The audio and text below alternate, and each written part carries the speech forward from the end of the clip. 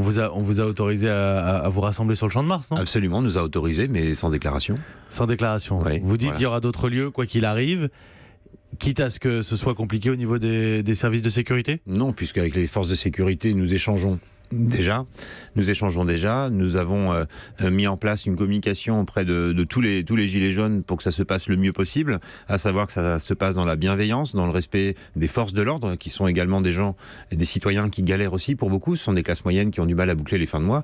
Donc on a un plus grand respect pour les forces de l'ordre et ça s'est vu sur tous les barrages. Le respect des biens publics et des personnes. On déconseille aux enfants de venir, évidemment. On interdit, enfin si on peut se permettre d'interdire, mais on conseille fortement aux gens de ne pas venir ni alcoolisés, mais ni avec de la présence d'alcool. L'objectif est d'avoir un rassemblement le plus bienveillant Il y possible. a eu des dérapages. Malheureusement, c'est indéniable. Malheureusement, il y a eu des dérapages.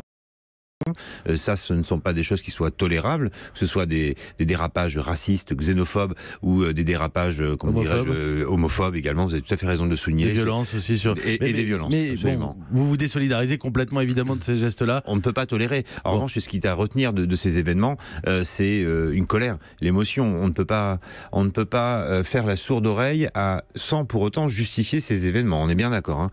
Mais on ne peut pas mettre de côté que tous ces événements sont également l'expression d'une colère sourde et que les représentants qu'il y a aujourd'hui, tant à l'Assemblée nationale que par le biais des syndicats, n'ont pas pu faire caisse de résonance de cette souffrance.